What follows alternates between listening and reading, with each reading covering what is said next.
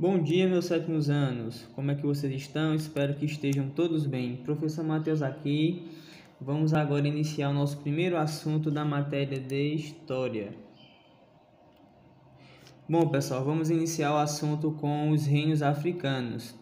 Nosso primeiro assunto vai ser os reinos de Sahel.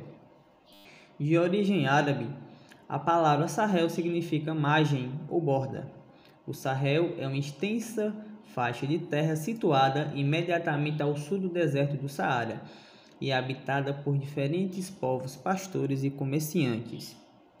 Entre os séculos 8 e 16, desenvolveram-se na região diversos reinos e cidades mercantis. Cidades mercantis, pessoal, são aquelas cidades que a principal fonte econômica é o comércio, é a troca de produtos, como o Reino de Gana, o Império do Mali e as cidades de Djana e Timbuktu. Esses reinos e cidades formavam uma importante rota comercial que cruzava o deserto do Saara de norte ao sul. Então, pessoal, observem aqui, isso é uma imagem do deserto do Saara. Esses povos, eles atravessavam de lado a lado esse imenso deserto, que é um dos maiores do mundo, para comercializar os seus produtos. A principal fonte de transporte dessas pessoas eram os camelos, como vocês podem observar nas imagens. Então, se formavam-se grupos de pessoas com vários camelos e seus produtos para os camelos levarem, e eles iam parando nas cidades no decorrer do deserto para negociar, trocar seus produtos e assim por diante. Isso era chamado de caravanas, as famosas caravanas quando acontecia. Mercadores vindos da Arábia levavam sal e cobre aos mercados das sociedades em troca de ouro, marfim, peles e escravos. Então, os africanos, eles não só comercializavam seus produtos entre si, pessoas de outras civilizações iam também comercializar. A principal fonte de comércio dos africanos era esse povo árabe. Eles iam até as regiões africanas para comercializar os seus produtos. E por incrível que pareça, o sal daquela época era tido como moeda de troca. Era um item, era uma especiaria muito valiosa. Nem todas as civilizações tinham acesso ao sal. Então os árabes levavam sal e trocavam, por incrível que pareça, por ouro. Os africanos davam ouro em troca de sal. E também outros itens como marfim, peles de animais e até mesmo escravos. Imaginem só, naquela época, os comerciantes árabes chegarem com quilos e quilos de sal e trocarem o sal por pessoas para fazer elas de escravos. Isso acontecia naquela época com muita frequência. Outro fator importante do comércio africano eram os seus rios, o rio Senegal, o rio Gâmbia e o rio Níger, pois suas cheias fertilizavam as áreas onde eram cultivados diversos produtos. Ou seja, a agricultura dos africanos também era um ponto muito importante e muito forte naquela região, pois existiam 3 rios e eles plantavam os produtos para o próprio sustento e também para a venda. Além também, pessoal, desses rios serem utilizados como transporte de pessoas e mercadorias, e também a pesca naquela região era muito forte, era tida como uma fonte de sustento daquelas pessoas. Aqui tem a foto dos 3 rios para vocês observarem: Rio Senegal, Rio Gâmbia e o Rio Níger.